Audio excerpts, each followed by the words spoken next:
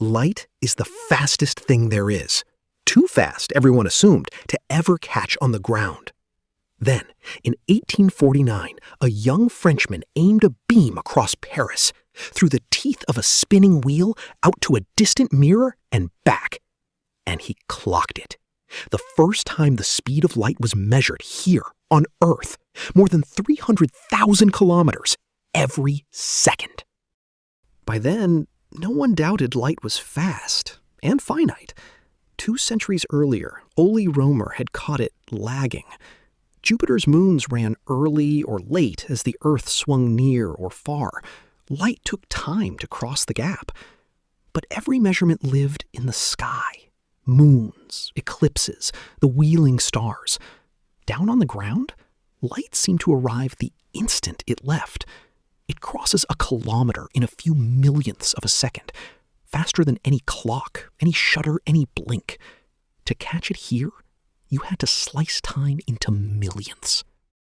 So Fizeau asked a bold question. Could you measure the speed of light entirely on Earth? Over a stretch of countryside you could pace out yourself, with no appeal to the heavens at all? His answer was a wheel with teeth. 720 of them, cut around the rim like a comb. Spin it, and the gaps between the teeth become a shutter, opening and closing hundreds of times a second. A lamp is focused through a single gap.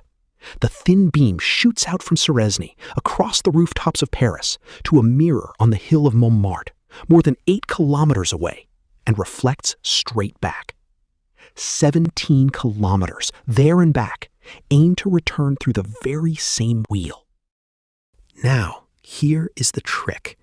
Turn the wheel slowly, and the light leaves through a gap and comes back through the same gap. You see it, bright. But speed the wheel up. While the beam is away on its long flight, the wheel keeps turning.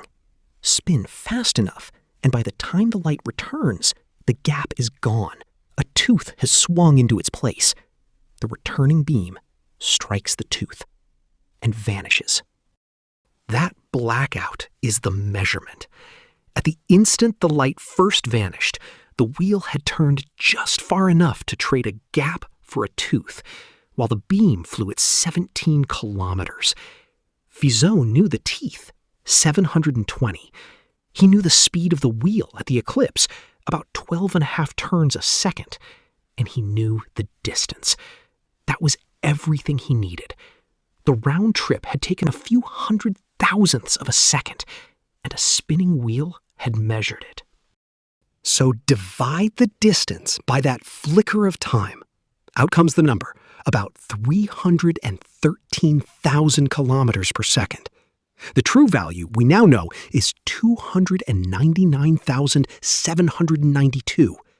Fizeau, with gears, a mirror, and a lamp, had landed within a few percent on his first attempt, on the ground.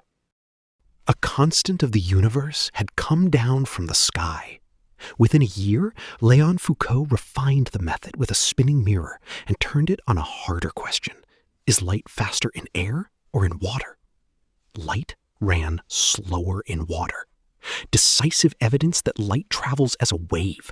From there, the speed of light only grew more fundamental, until in 1983 it was fixed by definition, and the meter itself was redefined in terms of it.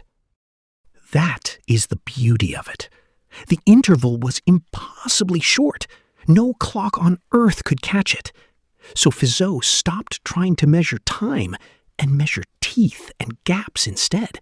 He traded an instant he couldn't see for a wheel he could count. A machine that made an invisible flash into something you could watch appear and vanish. A spinning wheel, a distant mirror, and light at last caught in the act. Beautiful experiments.